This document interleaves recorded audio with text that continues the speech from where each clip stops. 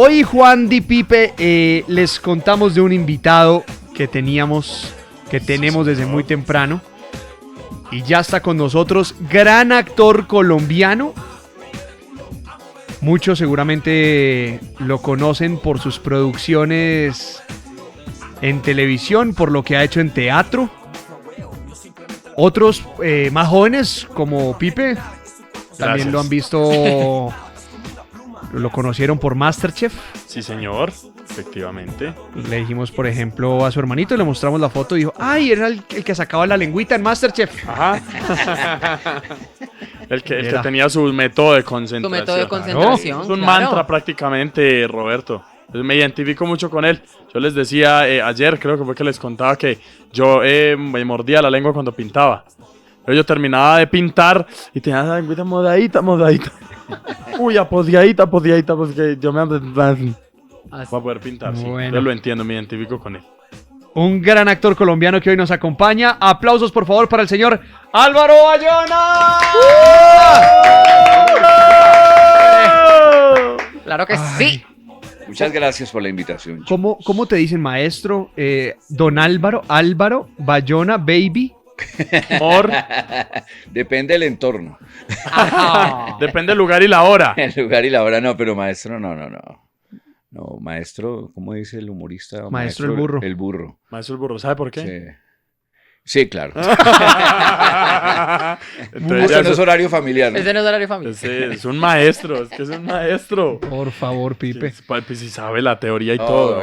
decía Santiago García, uno de los grandes directores colombianos, cuando le decían maestro es un señor que construye casas.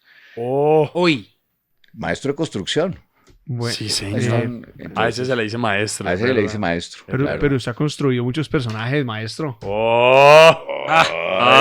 Sí, pero empecé Carla, como Dios ayudante. mío, señor.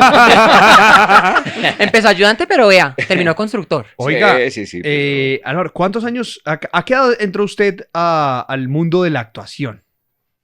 Pues yo empecé muy jovencito, mano, muy jovencito, es decir, como aficionado, obviamente, casi desde mi adolescencia en el colegio yo empecé a actuar.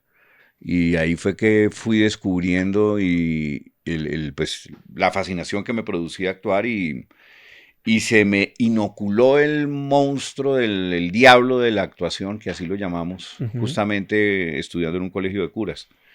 Y ahí fue que descubrí que me gustaba hacer esto y en algún momento tomé la decisión, un momento de mi vida más adelante, yo estudié comunicación social y cuando terminé mi carrera me pregunté qué realmente era lo que quería hacer, cuáles eran las experiencias comunicacionales que yo había tenido y me di cuenta que yo no tenía esa conciencia en ese instante, pero en ese momento la tuve, que mi ejercicio de comunicación había sido durante mucho tiempo la actuación, porque en toda mi época de colegio y en mi época universitaria estuve en muchísimos grupos de teatro y decidí dedicarme a este oficio que hoy sigo haciendo y que me hace supremamente feliz. ¿Alcanzó a ejercer usted algo como comunicador y periodista, entre comillas?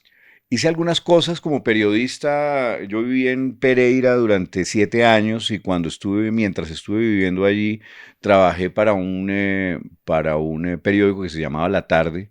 Hacía el cubrimiento de festivales de teatro, cubrí el Festival Iberoamericano para ellos y escribía en ese medio y en otro que se llamaba El Diario del Otún, que funcionaban allí. Escribía algunas cosas, sobre todo para los suplementos culturales.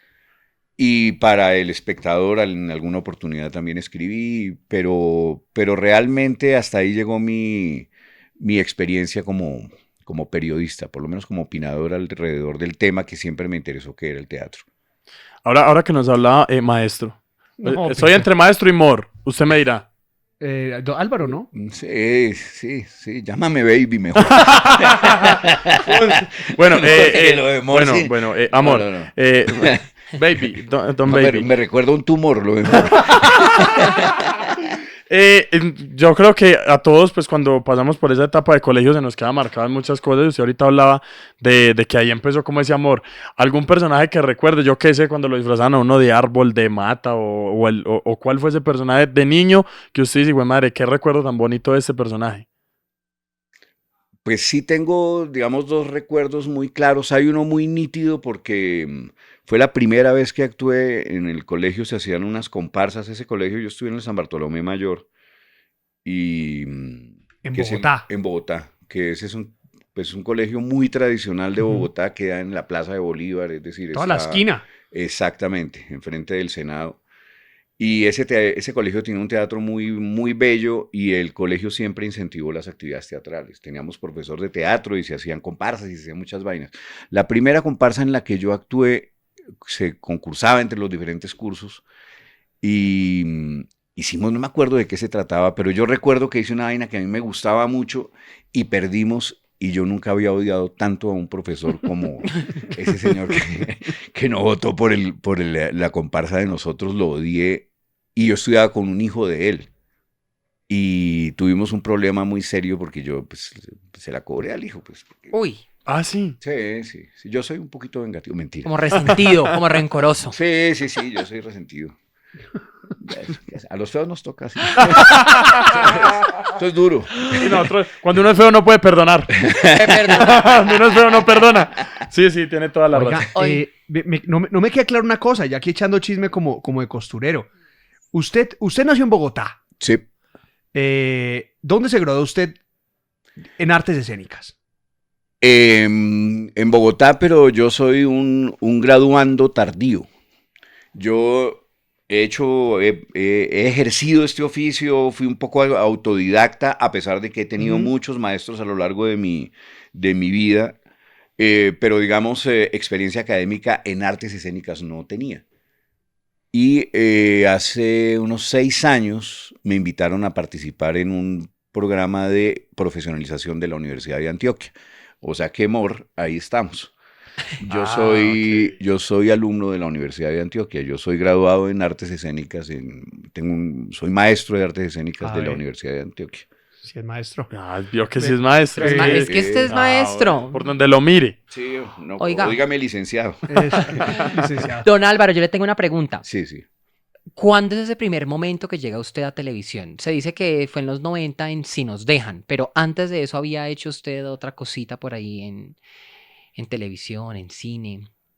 Mm, no, yo lo primero que hice, digamos, en audiovisual, fue bueno, es que eso ya es historia muy vieja, pero digamos en televisión comercial, en una programadora que se llamaba Punch, que era pues muy importante antes de los canales, y fue una participación que tuve en ese programa que mencionan, Si nos dejan, un capítulo que hice, que recuerdo que tenía que bailar con una actriz que era guapísima, pero que era una mujer que había sido reina de belleza, o sea que me tocaba bailar amacizado, pues yo no bailé nunca con ella, bailé con una parte de ella. Y ahí me gustó la actuación. Ahí le gustó. Ahí supo Descubrí que era eso lo suyo. mío. Ahí descubrió que usted está a la altura. A la altura ideal. A la altura ideal.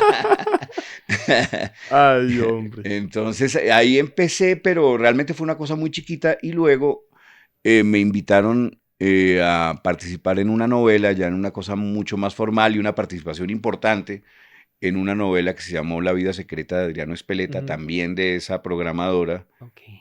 que así se llamaban en esa época los productores de programas en televisión. Me invitó Dago y Luis Felipe, que eran las personas que escribían los dos libretistas, pues, que luego hicieron Pedro el Escamoso y tantos éxitos para Caracol, particularmente. Oiga, ¿cuál cree usted que es el personaje que la gente más recuerda suyo?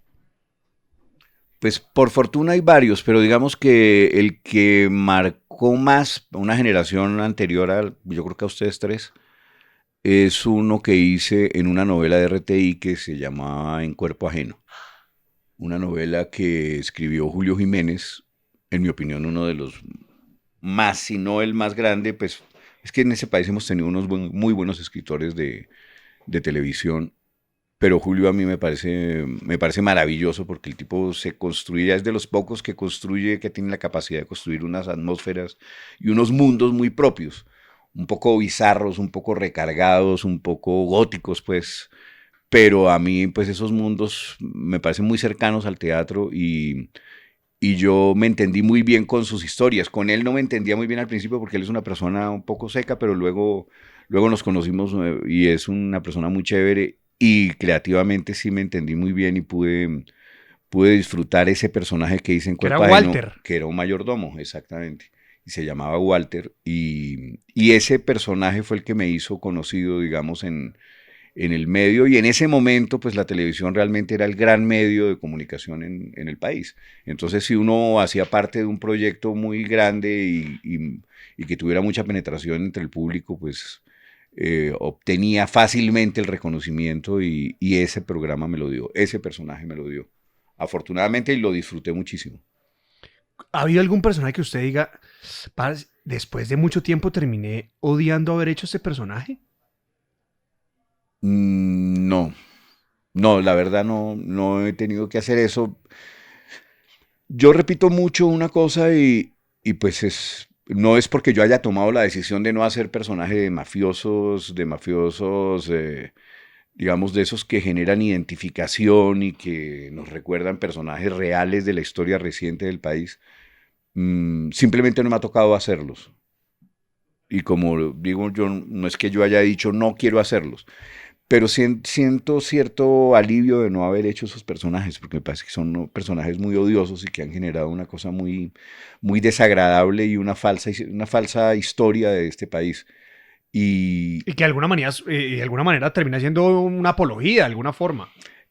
sí, yo en el fondo pienso eso, o sea, difícilmente un personaje que se vuelve icónico no va a generar cierta identificación y no va a resultar siendo apologético, pues, para que la gente diga, yo quiero ser esto, un reflejo de lo que la gente quiere ser o de lo que los menores quieren llegar a ser, ¿no?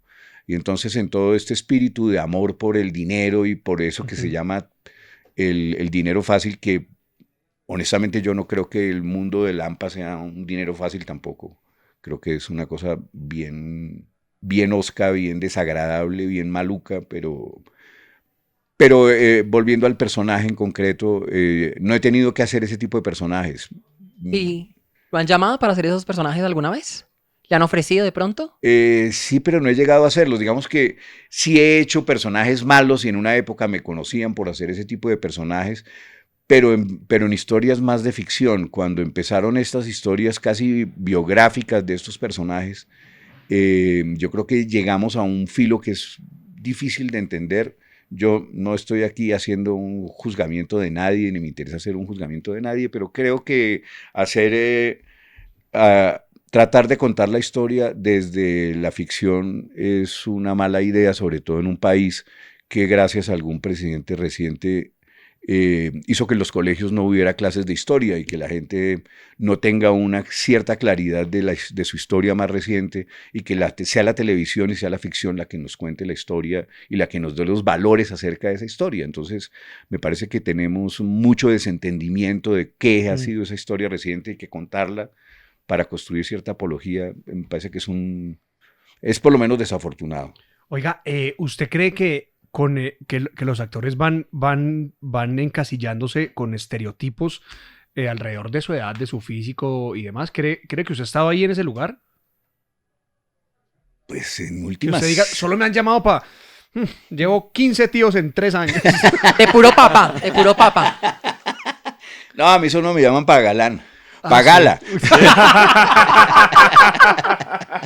Sí, Me tienen encasillado. ¿Usted cuánto mide, Álvaro? Sí, siguiente pregunta. No, mentiras, 1,62. 1,62. Sí. Hay una producción que la gente recuerda y que escriben una producción colombiana que se llama Gordo, Calvo y Bajito. Sí.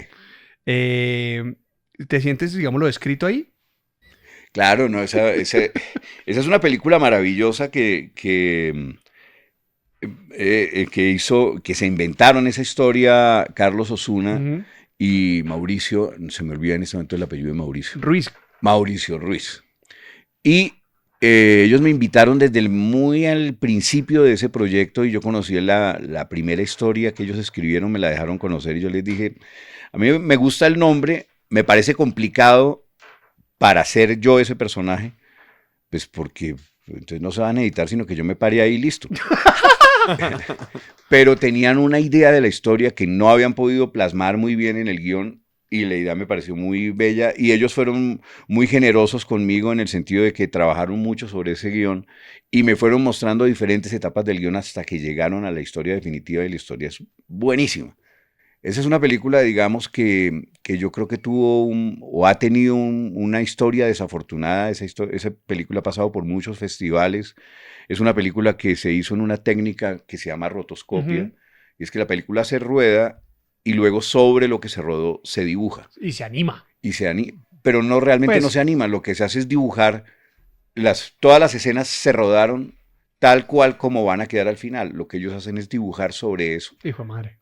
Entonces, eso es un trabajo artesanal brutal y además ellos no tenían recursos, entonces fue todavía más difícil, pero la película es hermosísima y la historia es muy, muy, muy bella. Es una historia sobre un personaje perdedor, triste, pero al mismo tiempo es una historia muy positiva y yo me siento muy feliz de haber hecho esa película. Estamos en un momento a ver, no sé si como es un receso o un bajón de buenas historias en Colombia. ¿Cómo lo ve usted que lleva tantos años trabajando desde el teatro, desde la televisión, desde la actuación? ¿Cómo ve usted el momento de historias que estamos hoy por hoy? Lo que pasa es que estamos en un momento de cambio muy fuerte, ¿no? Yo creo que nosotros estamos cometiendo un error y es que estamos abandonando la telenovela, que era nuestro gran fuerte y donde éramos muy potentes y donde construimos historias que generaron mucha recordación al punto de a lo que estamos dedicados últimamente es a retomar esas historias y pongo por ejemplo Pedro el Escamoso o Betty la Fea.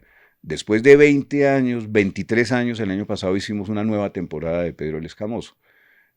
Eso lo mismo se hizo con Betty la Fea. Ahora yo estoy trabajando en un remake de Nuevo Rico, Nuevo Pobre. Eso lo que demuestra es que antes hacíamos unas historias que tenían un gran poder de recordación. Ahora una novela puede hacerse, puede pasar, sí, puede tener unos niveles de sintonía importantes, pero nadie se acuerda. Sale del aire y ya nadie se acuerda, porque la historia no es contundente. Y nosotros dejamos de hacer novelas tratando de meternos al negocio de las series. Y al final ni hacemos las novelas ni hacemos las series.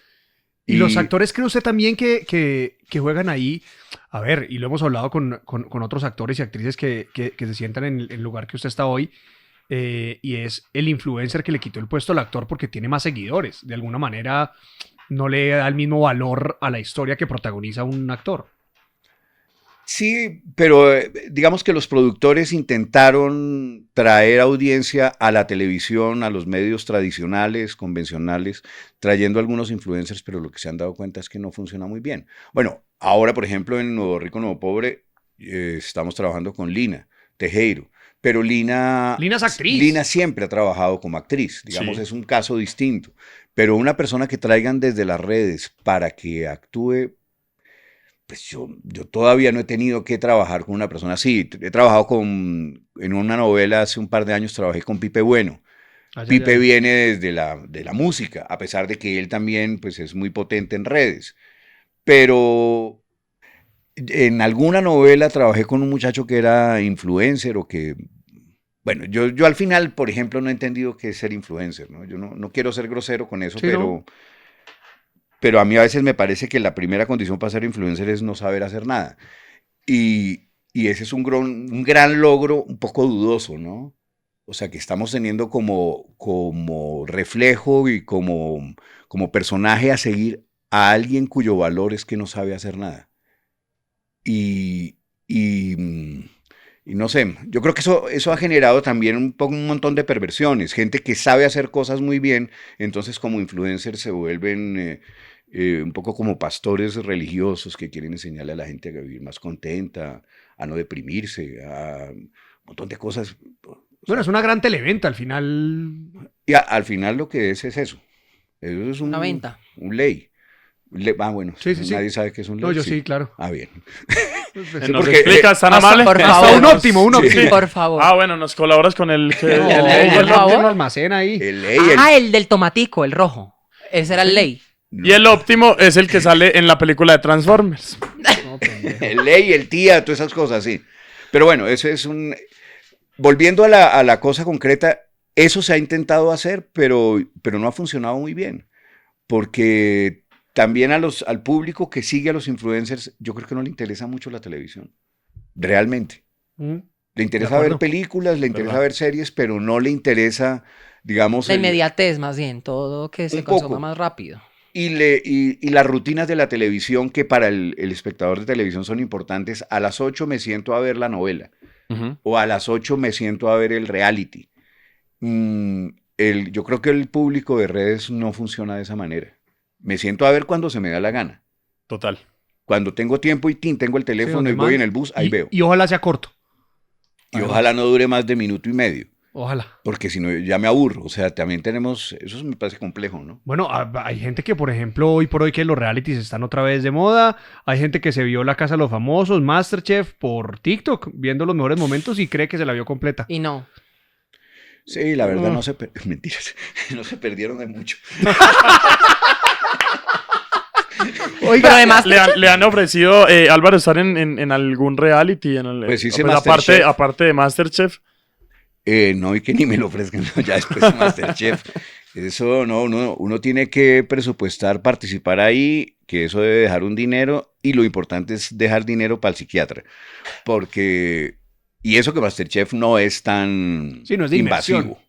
Sí, pero sí hay, en el fondo sí hay una inmersión brutal porque eso, la demanda de tiempo, yo decía, trabajando, haciendo Masterchef, eso es como protagonizar 5 novelas al mismo tiempo. Eso es una vaina que no le deja a usted tiempo de nada. Usted llega a su casa mamado a las 12 de la noche y se despierta a las 5 de la mañana y usted sueña bueno, yo soñaba con postres, con azúcar y o sea, con lo que más pesadilla me producía.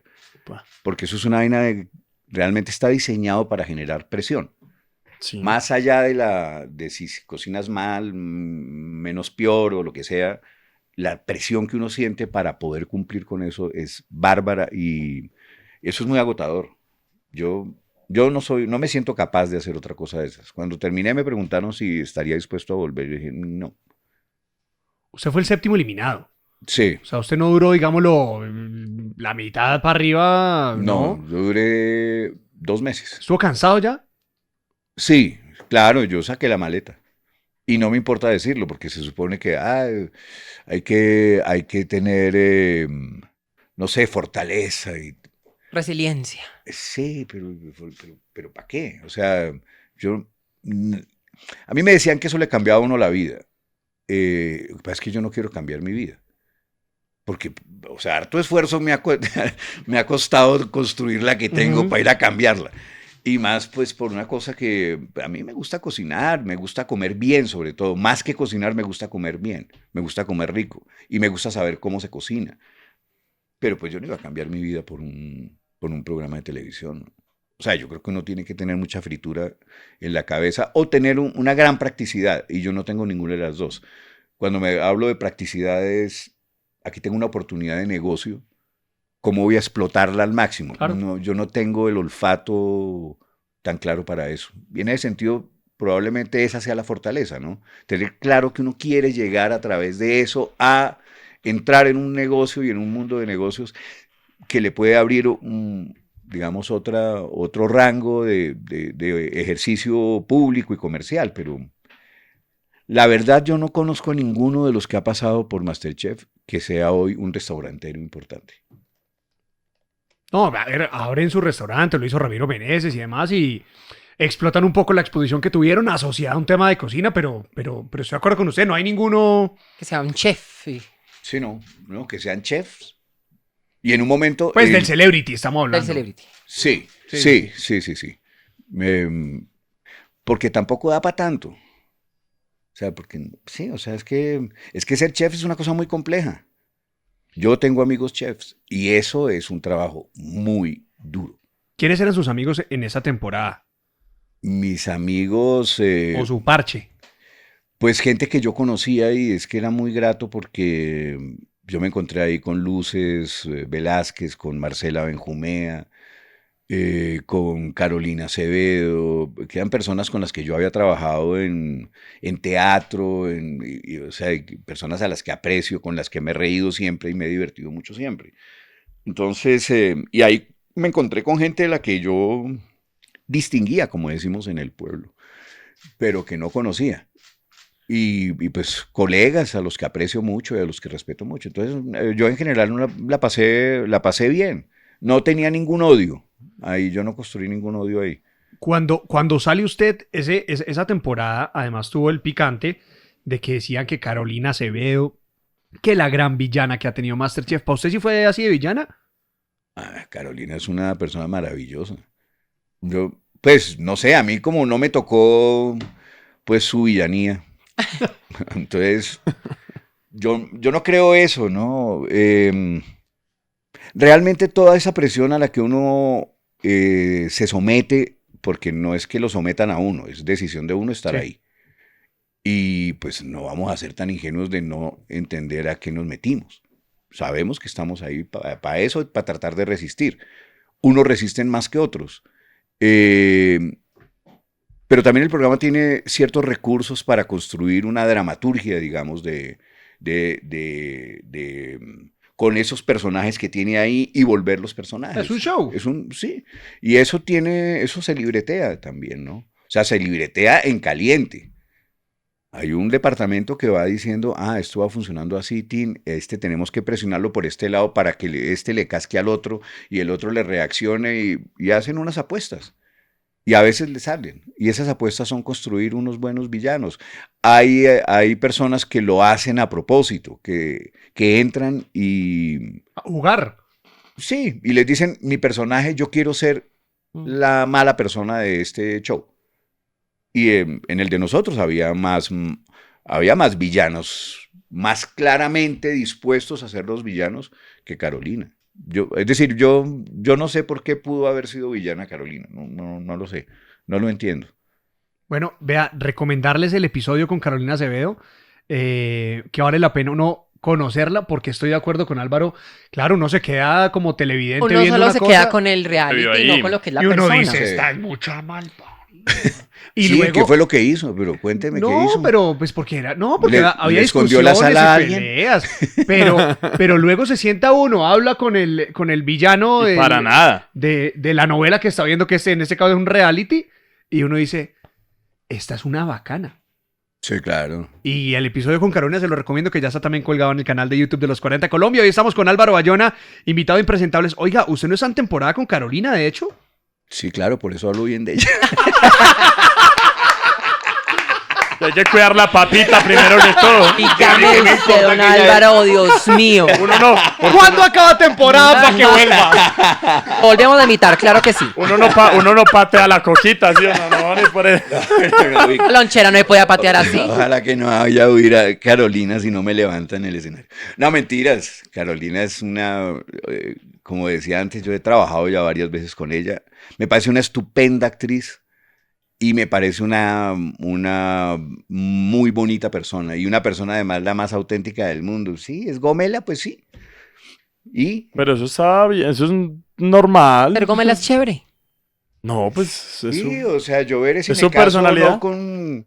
Pues a ella le gusta vestirse de cierta manera y es fashion y tal, y eso hace parte de su mundo. Y yo, pues, ¿yo qué fashion voy a hacer? A mí eso no me interesa. Álvaro, ¿usted ha visto las fotos de Carolina Acevedo en Soho? Sí, esas son chéveres. Yo las tengo pegadas en la pared. Llega usted a la pieza de Don Álvaro y eso parece como taller de motos. Sí, claro. Así, ¡guau! Con los De calendarios. calendarios. Sí, con los calendarios. Álvaro, en algún momento igual, pues salió en toda parte que usted se ha despachado, pues, que se ha ido contra unas excompañeras de MasterChef y no sé qué, y hablaba mucho sobre lo de controlar las emociones. Ujú. ¿Cierto? ¿Contra quién fue primero que todo? Como para la gente que no tiene claro esa parte. ¿Contra quiénes fue y por qué? No, yo no me fui contra nadie. Lo que pasa es que a mí me parece que llorar porque me salió mal un plato Pues yo eso no lo entiendo. Se me quemó el huevo. Y entonces les daba... No, pues una quemada de huevos sí es motivo por no... No, pero en la cocina. Sentirse Pipe. muy En triste. la cocina, en la Por cocina, eso. un pendejo. huevo perdido. Una quemada de huevos, Roberto. Sí, un huevo, ¿Quién no un llora? huevo que se le pierda ¿A los que 2 no se le ha minutos. quemado un huevo? Ah, Un no. huevito que... Huevito. un huevito Eso es con- otra cosa, y un- pero no. Se me cayó un huevo. Ay, yo. Ay, yo... Se me perdió. Se me Tengo uno más arriba que el otro. Se me embolató un Por huevito. favor. Sí, ahí sí. No, es que en alguna juicio de esos que ocurría al final del programa, no voy a decir cuál de mis colegas fue, pero entonces le dio la pálida y se desmayó y tal porque había perdido Ok. y pues y son actrices. Entonces yo le dije a una de esas actrices, dije, oye, justamente lo que hacemos los actores es trabajar con nuestras emociones y controlar nuestras Ujú. emociones porque las tenemos que poner con un propósito. Y si tú frente a un huevo quemado te vas a desmayar, puta, no, tal que muera una vaca, pues, o sea, eso no tiene que ser proporcional. Ahora, luego, yo soy una persona muy ingenua. Yo luego me di cuenta por qué. Pues porque se trataba de hacer un show que el programa agradece. El show lo agradece. No, y la gente de alguna Ok. manera. Claro, Claro. eso O da sea, siempre. es peor lo que yo hacía, que yo trataba de que no se me notara nada. Todo me estaba quedando como una mierda hasta que me pegaba un tiro. Pero me decían Y que usted yo era muy relajadito. tranquilo. Usted relajadito. Ellos me decían que yo era tranquilo y hubo mucho trabajo para sacarme de casillas y lo lograron. Lo que pasa es que me sacaban de casillas y yo peleaba detrás de cámara. Y eso pues nunca sale en un show porque se pierde el nivel de realidad del show. Ok. Pero conmigo la presión era por eso. ¿Usted es cansón con las producciones? No, o sea, que sea jodón. Exigente, jodón. No, lo que pasa es que... ¿Por qué jode usted? Cada vez jodo más porque las condiciones de trabajo sean buenas. Porque nuestro trabajo es suficientemente duro y porque no es solamente saberse el texto. Es decir, eso es una de las... Digamos, hay dos perversiones con este oficio que nosotros tenemos. Una, que a los actores nos pagan por esperar. Y dos, que lo importante es que te sepas el texto. Las dos son mentira.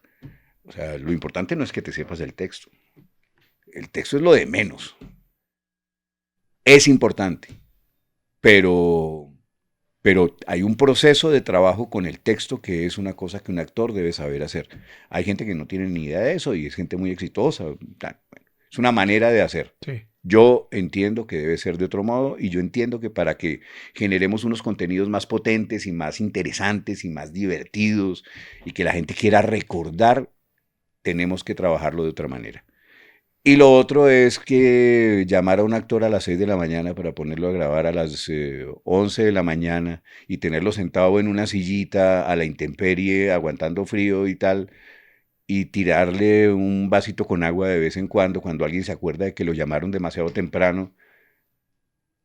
No, eso no debe ser así, porque un actor necesita un nivel de concentración también y debe tener un espacio adecuado para concentrarse y para preparar bien su trabajo.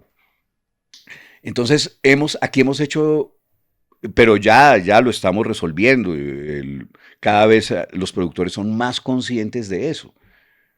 Finalmente, no es solamente es que uno es el que pone la cara, uno no pone la cara, uno pone el cuerpo, pone la mente, pone la emoción, pone un montón de cosas y eso debe cuidarse. Entonces tú no puedes poner a un actor a esperar en medio de la intemperie para luego llamarlo a actuar y decirle, bueno, aquí estás contento. Y yo, ¿cómo va a estar contento, hijo de puta? No, Estuve esperando. Oigan. Salí anoche a las 11 y estoy llegando llamado a las 6 y grabo a sí. las... No me dejaron dormir. Bueno, ya hay cosas mínimas que se respetan, ¿no? Un tiempo de descanso, entre llamados, ciertas condiciones para esperar en el set, antes de entrar al set. Cosas que antes ni nosotros nos dábamos cuenta que eran así. O sea, en esa televisión que yo hice, en Cuerpo Ajeno, por ejemplo, era tanto el gusto que teníamos por hacer eso que terminábamos a las 2 de la mañana y el llamado era a las 9 de la mañana y no teníamos conciencia de eso. Simplemente llegábamos. Amor al arte. Sí, nos gustaba mucho eso, hacer esto. Ese tipo de arte. Oiga, ahora que usted habla de los procesos detrás de los personajes, ¿cuál ha sido el papel tal vez, no sé si más difícil o que más le ha costado, pero de pronto el más retador que usted ha tenido para crear un personaje? Mm, pues no sé, es que a los personajes hay que buscarle siempre. Los más difíciles son los que están mal escritos. Entonces no voy a decir cuál. Porque es que hacer un personaje que está bien escrito, en un guión que está bien escrito, en un buen libreto, eso es un placer y uno lo olfatea desde el principio. Cuando lee, eh, se da cuenta de esta historia está chéverísima, este personaje puede tener esto acá y uno empieza a buscar y eso es como encontrar una mina y abra el socavón y va buscando y va buscando y va encontrando cosas y es muy placentero. Un personaje mal escrito es muy difícil. Yo recuerdo en alguna serie que hice hace mucho tiempo, una comedia, y me decían, oye, pero es que necesitamos que improvises un poco.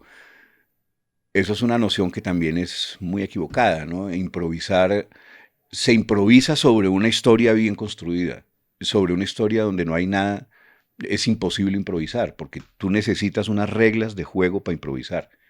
No se improvisa en vacío.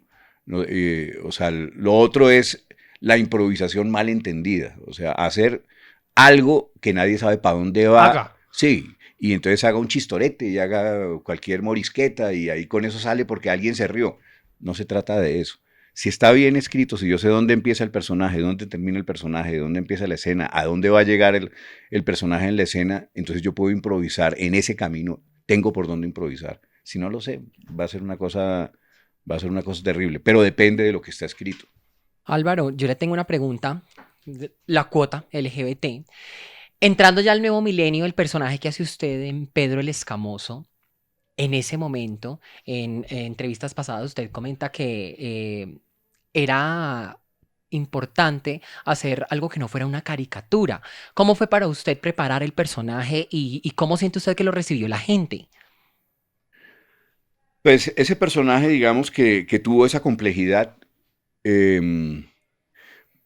pero es que yo respeto mucho a los personajes, por eso antes hablaba de cómo hacer un mafioso sin hacer apología del mafioso, eso es muy difícil. Eh, yo a Pastor Gaitán no lo iba a juzgar por homosexual, no puedo juzgarlo.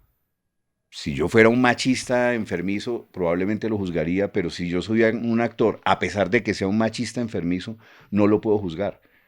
Yo tengo que entenderlo y yo tengo que entender ese ser humano, cómo ama, cómo se relaciona con los otros, cómo se relaciona con el deseo que siente por otro y cómo accede a ese deseo, cómo trata de acceder. A mí lo primero que yo quise fue cuidarme de un amaneramiento excesivo del personaje, porque no quería darle papaya a que lo llamaran el mariquita o esas cosas Sí, despectivas señor. por el comportamiento y por la gestualidad del personaje. Yo quería ser un hombre que tiene preferencia por los hombres.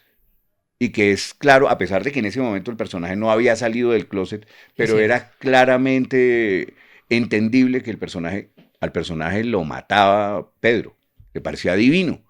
Y el tipo hacía todo lo posible por complacer a Pedro. Era un poco misógino el personaje. Odiaba un poco a algunas chicas, pero también era muy amigo de otras chicas. Pero sobre los hombres, pero en concreto era sobre Pedro, el tipo era su amor platónico y su amor real, y el tipo se lo expresaba tranquilamente y como decía al principio, sin amaneramientos y sin excesos. A mí me parecía en ese momento excesivo. Cada cual tiene derecho a comportarse como quiera. Yo quería que el personaje no tuviera que no fuera demasiado amanerado. ¿Usted le agregó cositas al personaje o, por ejemplo, en dirección, en producción, ellos le decían a usted qué debía hacer? ¿Usted No, le no, echó no. mano ahí al personaje o cómo fue eso? No, yo lo construí, obviamente, pues de la mano de los directores y de la mano también de Felipe y de Dago. Pero digamos que la televisión tiene una cosa y es que los ritmos de trabajo en televisión no dan mucho tiempo para, venga, trabajemos Mm. esto. Ahora, por ejemplo, y eso está muy bien, se hacen ensayos previo a empezar a grabar. Em, yo no sé si en ese momento los hicimos, tal vez hicimos alguno que otro, pero realmente esas cosas van saliendo. Y en ese momento iban apareciendo. Es que esa televisión era una televisión muy interesante, pues yo estoy seguro que eso no se puede volver a hacer, porque era una televisión que se hacía en caliente. Es decir, que casi que los libretos llegaban, a pesar de que ellos eran muy juiciosos, Felipe y Dago con las historias y con los libretos, pero hacíamos, veían y sobre lo que veían que estábamos haciendo, Iban escribiendo. iban escribiendo. Y eso hacía que las historias fueran muy vivas, eso hacía que también los personajes crecieran mucho. Fue lo mismo que me pasó con En Cuerpo Ajeno. En Cuerpo Ajeno yo entré a ser un personaje ahí que era un personaje un poco anodino y Julio empezó a ver las cosas que yo hacía de la mano del director que me dejaba hacer un montón de vainas y el tipo empezó a ver que había un personaje ahí que ahí tenía una cosa que podía crecer y ese personaje se creció montones, pero pues era otra manera de hacer. Pero bueno, en relación a lo que tú me preguntabas, fue de ese modo que fue apareciendo ese personaje con esas características y, y yo creo que el personaje fue muy bien recibido Muy querido. sí, por la gente LGBTI, fue muy querido, fue muy querido. Venga, Álvaro, es Álvaro Bayona que está con nosotros en Impresentables de los 40, haciendo una producción de esas tan importante para nuestro país como lo fue Pedro el Escamoso, además con un protagonista tan pintoresco como Pedro. Ujú. ¿Recuerda usted la primera vez que vio a Miguel Baroni caracterizado? Sí, sí, eso fue una apuesta que él hizo muy arriesgada, sobre todo lo del pelo. ¿El pelo fue idea de Miguel? Creo que el pelo fue idea De Catherine. de Catherine Siachoque, la esposa de Miguel. Fue la que le dijo, ¿por qué no que sea así? Y a mí esa me pareció de las más arriesgadas, pero parte del hit del personaje fue ese. Y ahí sí es cierto que a Miguel ese personaje le cambió la vida. Sí. A él se la cambió por completo. O sea, Miguel era uno antes de Pedro el Escamoso y después de Pedro el Escamoso fue otro. Ahora, no porque le llegara una cosa regalada. Él lo trabajó muchísimo, muchísimo, muchísimo y eso fue tan exitoso que Miguel no descansó durante los 3 años que estuvimos grabando Pedro el Escamoso, que esa es otra diferencia Mm. brutal que tenemos en este momento con nuestra producción audiovisual. En ese momento las novelas podían durar eso, 3 años. Hoy una novela larga dura 5 meses, la Sí. más larga. ¿Le ha tocado a usted en algún momento, alguna escena, grabando algo de comedia, parar porque ya no aguanta más la risa? ¿Tiene alguna anécdota de esas? Pues no recuerdo una en particular, pero en esta novela, en Pedro el Escamoso, nos pasaba todo el tiempo, y la pasábamos muy bueno. Es decir, eso que pasó con el espectador, que se encarretó tanto con esta historia y que se encarretaba tanto con los personajes y con las situaciones, es porque nosotros nos encarretaba mucho, nosotros nos divertimos muchísimo y nos inventábamos cualquier cantidad de cosas. Por ejemplo, hubo una escena de una jugada de tejo y mamando gallo ahí en el tejo empezamos a jugar a hacerla en cámara lenta, pero mamando gallo. Entonces Villamizar, el director, dijo, eso está buenísimo, venga, lo hacemos bien. Y lo organizamos y la escena salió así. Pero, pero pues para llegar ahí, pues eso es un juego de improvisación. Hay una escena planteada desde el libreto y hay unos actores que van a ver cómo la pueden interpretar y se les ocurre eso. Y entonces la improvisan así y luego de esa improvisación se saca una cosa más elaborada. Pero nos pasaba frecuentemente que no podíamos de la risa porque estaba Alina también, que Alina es una actriz maravillosa y una persona divertidísima. ¿No? Es que ahí había demasiado, ese era un lugar para pasarla bueno. Eso no debía considerarse trabajo ni debían habernos pagado, mentiras. Debían habernos pagado más. ¿Le pagaron bien? Sí, sí, sí, a mí me pagaron bien. Yo creo que a todos nos pagaron bien en su momento y esa novela sirvió para que llegara muchísimo, muchísimo más trabajo y en condiciones muchísimo mejores, para mí en particular. Oiga, ¿quién es para usted ahora que está hablando de actores y actrices? ¿Quién es el mejor y la mejor actor y actriz en Colombia para usted? ¿Tiene sus Ah, favoritos que usted los vea cuando tiene que trabajar con ellos y que diga, uff, o que le tocó trabajar con ellos y que diga, me lo gocé porque aprendí cada minuto? pues hay muchos, hay muchos que son muy buenos. Eh, Hay muchos que son muy buenos porque también están abriendo espacio en otros espectros donde es importante abrir espacio y están haciendo esa tarea. Eh, a mí, por ejemplo, Enrique me parece un Carreazo. estupendo actor, sí. Me parece yo disfruto verlo mucho. En Pedro él hizo un personaje que era un tipo que le coqueteaba a Pastor. Y eso fue una vaina que nos inventamos ahí, que Dago le dijo, venga, ¿qué tal si usted hace un personaje así? Y él se inventó también, hay unas vainas. Yo no sé qué pasó finalmente creo que eso nunca salió, pero la pasamos buenísimo y con Enrique tuvimos, en esa época éramos personas muy cercanas y hicimos muchas cosas juntos y me parece que es un súper actor. Marcela Benjumea me parece una gran actriz. Eh, no, hay muchos de la nueva generación, de los más jóvenes. Juan Pablo Urrego me parece un actorazo. Uf. Yo trabajé Eso. con él cuando empezaba y ese man, pues tiene, por eso le está yendo tan bien, ¿no? Es una fortuna que le esté yendo muy bien a él, porque se lo merece. Y hay una generación de actores jóvenes muy buenos. eh, Hay actores que se han preocupado por formarse, por estudiar, y se les nota. Son actores que van a llegar lejísimos. Pues es Álvaro Bayona que está con nosotros en Impresentables de los 40. Oiga, la semana pasada yo creo que la televisión en Colombia y en general la industria del entretenimiento lloró la partida de la gorda Fabiola. Dicen que el precio de crecer es despedirse de los que uno quiere, de los que uno comparte. Eh, ¿Recuerda usted alguna de esas personas que trabajó con usted que le dolió ver partir? Varios, porque a mí me pasa una cosa y es que yo pertenezco a una generación posterior a la generación más vieja de la televisión. Yo soy como de dos generaciones después de los primeros de la televisión.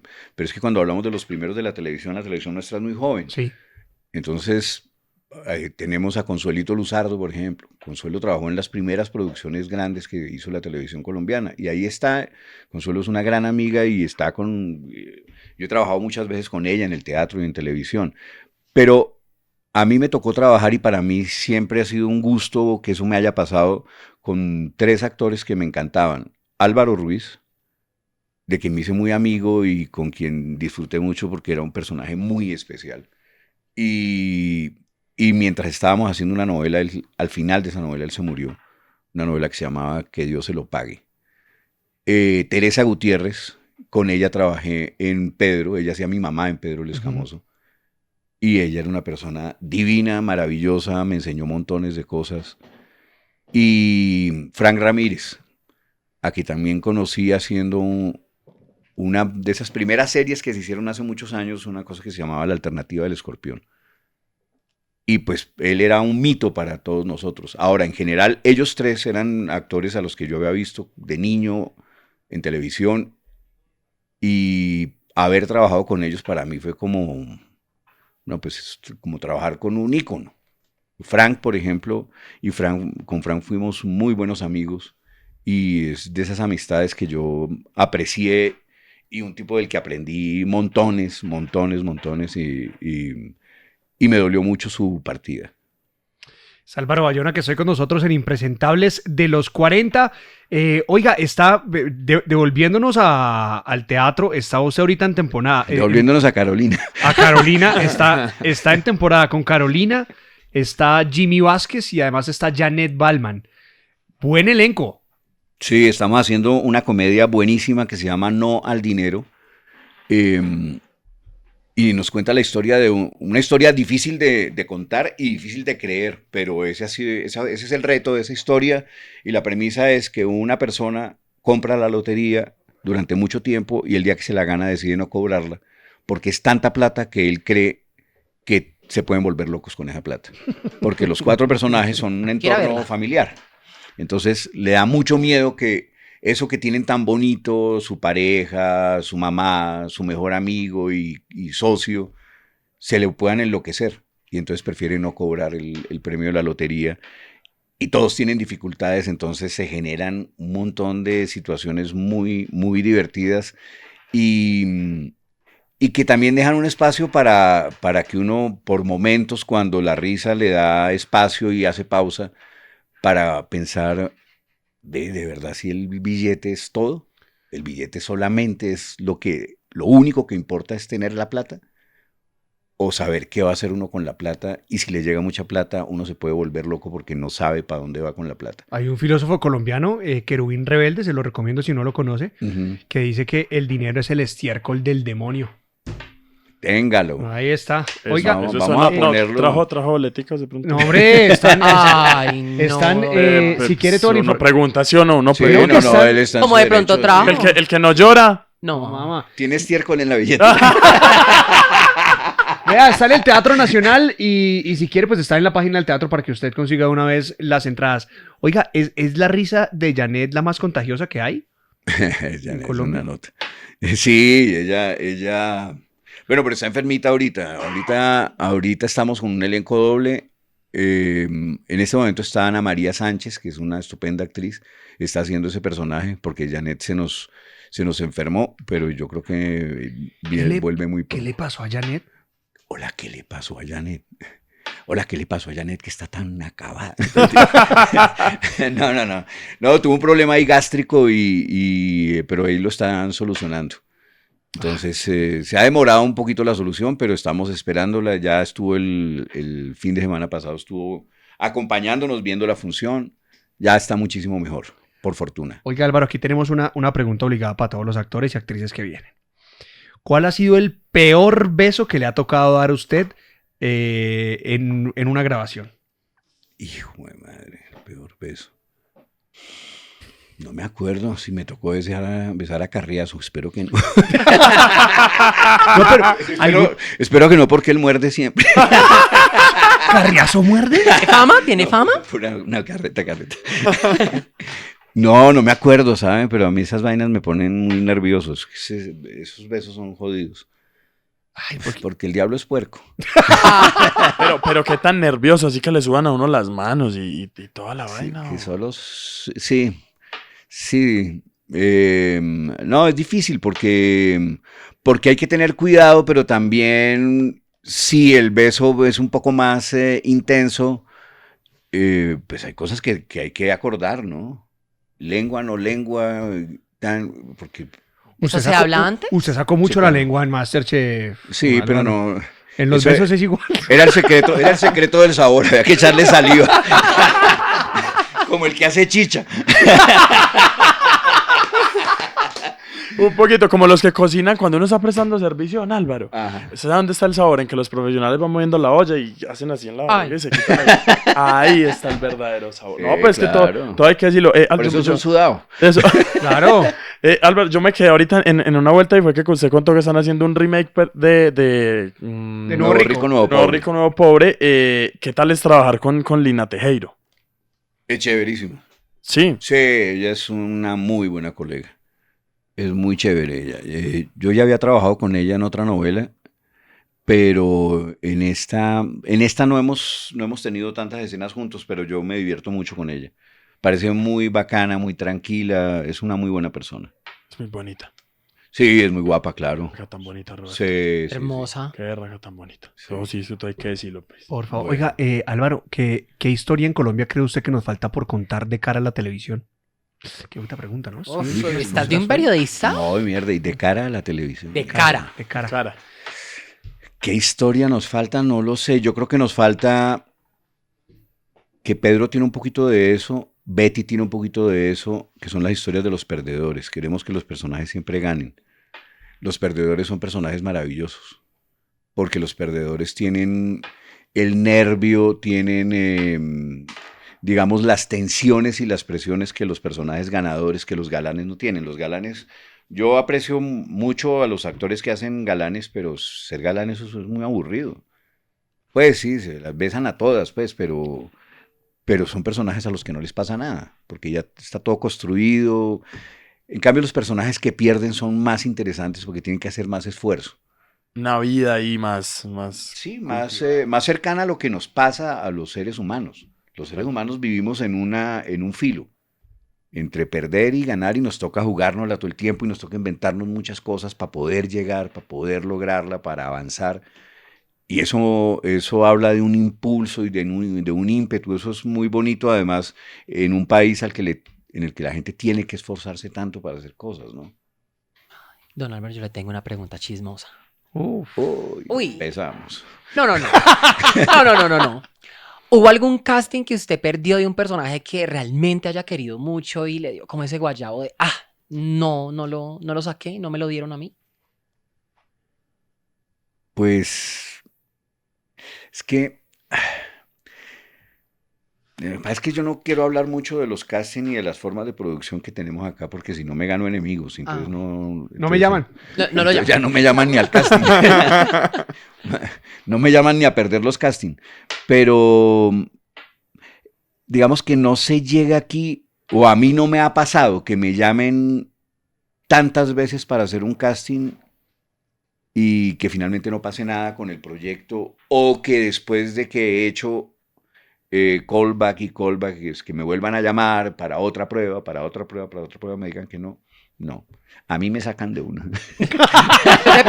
De primerito, de nómina, Sí, ya sí, está de sí, nómina. sí, sí. Álvaro, Sí. ahorita hablaba usted de eso, de que nosotros pues somos más cercanos a esos personajes que pierden. Mm. ¿En qué momento de su vida se sintió usted perdedor? Uy, hijo de madre, no, pero ahora sí entramos fue en la hora La de hora llorar. triste, la hora triste. La hora triste. No, yo creo que uno pasa por muchos momentos. En este negocio es muy fácil que haya instantes en los que usted dice, uy, hijo de puta, se me cerraron las puertas, esto está recho, esto se puso complicado, y a mí me ha ido muy bien, ¿no? Sí. Es decir, a mí en general me ha ido muy bien. Yo tengo mucho agradecimiento por este medio y en general por mi oficio, porque digamos, no es solamente contar con suerte. Yo también soy honesto sin pudor y yo he trabajado para poder hacer esto que estoy haciendo y para poderle decir a la gente, usted me puede contratar porque yo sé hacer lo que hago. Pero hay momentos en que uno siente que las cosas no andan. La pandemia fue un momento espantoso. Claro. Fue un momento muy, muy, muy, muy duro porque tú veías, pues no te cerraban las puertas a ti. Ahí hay una cosa que es chévere pensarla. No voy a hacer un podcast ni voy a ser un influenciador de seamos positivos con la vida, De no, motivación. Sí, eso, no voy a ser un motivador personal para que todos pensemos cuando te tratan mal no es contigo, no es contra ti. Pero finalmente uno sí tiene que pensar si eso que sucede, si esas circunstancias que hacen que no lleguen los castings o que no te llamen son porque eres tú o porque hay unas condiciones del mercado que hacen que tú no estés ahí. Yo prefiero pensar que son las condiciones del mercado. Y creo que sí es así, porque si me monto en la película de que es contra mí, pues tampoco es tan importante. Ok. ¿Qué hizo en la Entonces, pandemia usted? Raskin Ball. Duro. Duro. Sí, no, eso fue muy, muy áspero, ¿no? Ver de qué manera podíamos navegar en esa cosa tan complicada, pues porque es que eso se comió. Yo tenía una procesadora de alimentos y eso quebró la procesadora de alimentos. O sea, ahí perdimos un montón de plata con 2, 3 amigos socios que teníamos. Y luego, pues, hubo algunos colegas que tuvieron la fortuna de que estaban en proyectos que estaban andando y algunos de los canales hicieron pruebas de hacer esos proyectos a través de internet y entonces tuvieron Malísimos todos, ¿no? Sí, porque es que, pues es que la actuación es una cosa presencial y entonces uno actuando a través de Una pantalla. cada uno desde la casa. Entonces eso era más fácil haber hecho radionovelas. Seguro. Y extrañamente no las hicimos en su momento. En ese momento no las hicimos. Yo no sé si tantas, porque ahí pues ahora se los llama de otra manera, ¿no? Pero pues hay montones de radionovelas en este momento. En estos días hice la voz para uno de estos, pero es que ahora se llaman audiohistorias, Sí, que Audiolibros, audiocuentos, podcasts. Audio podcast. Es de audio todo. podcast. Y ese es un género buenísimo, pero no tiene ninguna diferencia con las radionovelas que se oyeron en este país y con a partir de las cuales empezó la televisión en Colombia, que fueron las radionovelas, o sea, que las hacía, por ejemplo, Teresa Gutiérrez. Pero entonces hubo colegas que tuvieron esa fortuna, yo no. Y Sí, usted tiene una voz muy bonita, don Álvaro. gracias. Rico. Chusca, esa voz chusca. Bien rica. Así empieza. Sí, así Si empieza. pues, así empieza. No, Sí. muy rica. Muy-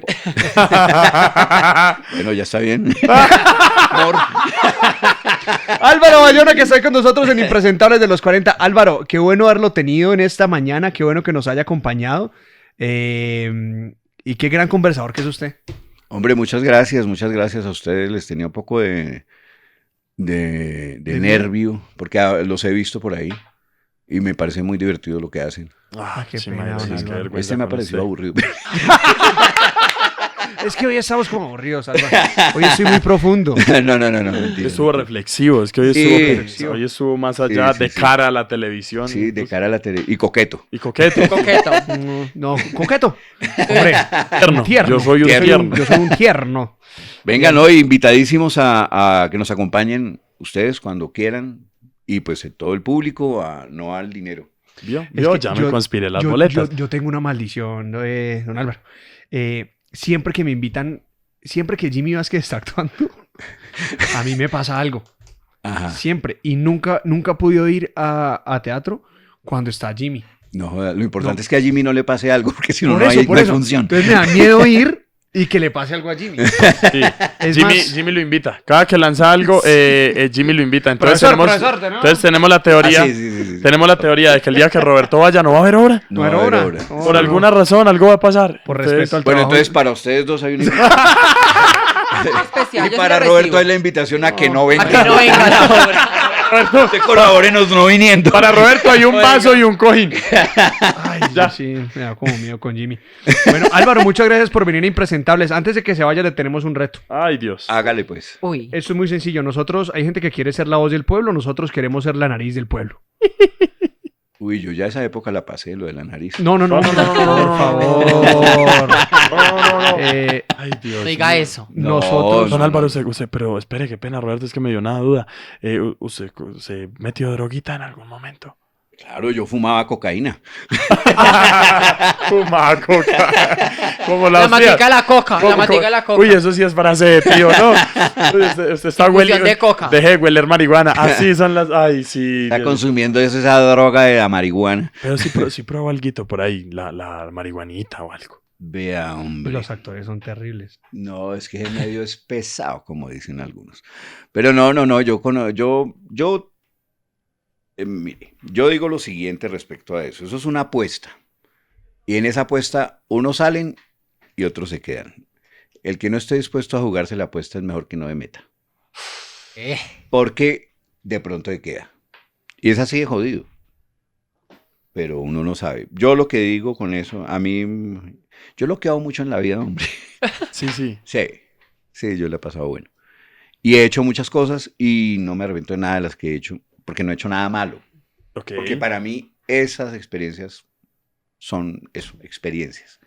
Y sí las he tenido y las tuve y bien. Y tuve la fortuna de que no me colgué en eso. Pero tengo la absoluta conciencia de que hay personas a las que sí les puede pasar, Sí, es verdad. que se quedan colgadas, y conozco personas a las que eso les ha pasado y eso es lamentable. Entonces, pues ya eso es una decisión absolutamente personal de quién le hace y quién no le hace.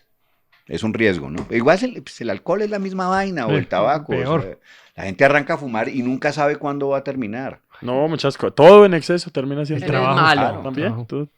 Claro. Yo aquí estoy es porque yo soy un adicto al dinero, don Álvaro. Sí, Aquí sí, estoy sí. es por eso. Sí. Ya, es, bien, es ¿no? un enfermo. Me enfermo. Sí, Es un enfermo por la plata. Enfermo por Sí. la plata. Bien, Me bien. gana. Entonces, por favor, no vaya a la obra porque nosotros también estaríamos enfermos sin la plata. Oiga, el reto es muy sencillo. Si usted nos permite, Pipe, que es la nariz suplente el día de hoy. Se me caliento, pero- Ay, no, pero yo prefiero con la nariz original, pero no está. No no está está la nariz Valentina. original. Sí, No, está sí. viaje. Usted verá qué hacemos. Es- Si vuelve. Cuando vuelva. Bueno. Esto es muy sencillo. Hablemos dos partes de su cuerpo, si nos lo permite, que son cuello y axila. ¿Está usted de acuerdo, don Álvaro? Pues yo firmé la carta esa que toca firmar, ¿no? ¿Eso incluye el olor? Sí, señor. ¿La leyó? No. Baila, bueno. baila. No le tocaba. Perdió, perro, perdió. Ay, No, hágale. Sí, ahí decía. Era lo primero que decía en letras mayúsculas. Ahí estuve leyendo una cosa sobre la Edad Media y dicen que la gente se bañaba solamente 2 veces al año. y usted, Y estoy camellando sobre eso. Yo creo que huele rico, Pipe. Yo creo que huele rico. Juan, ¿y usted qué cree que huele el señor Álvaro A Bayona? Colonia, a Colonia. A Colonia. Huele a popo. Huele a popó. Yo creo que con todo respeto, huele a popó. Huele más a mierda que de de chocolate. No, ya sé, no. Le voy a decir, la verdad es que esas gorritas son peligrosas. Pero Entonces, no. No, pero puede subir el humor. Bajar. O bajar, estar ahí como No, preso. Entonces, empezó con la preguntadera y empecé a sudar, güey. entonces, vamos a ver. Adelante. Voy a ver. Arrancamos con el cuello. Sí. Bien. A ver, levante la axila, Álvaro. La axila regular. Hijo de puta. De Mario, de Mario. Hijo de puta. Oiga, yo tengo las... No, yo soy de buenas. ¿Por qué? A ver, voy a Uy, ser muy sincero, maestro, ¿cierto? Páselo por escrito mejor. A ver, maestro, voy a ser muy sincero. El cuellito huele bien, o sea, normal, como a que se bañó, como que hay jaboncito, aseo constante. Pero Pero no tiene grajo, pero la camisa alguna vez tuvo grajo. Ah, ok. Entonces, hay un... Haga autoevaluación. ¿Cómo está? ¿Cómo siente usted que está? rico.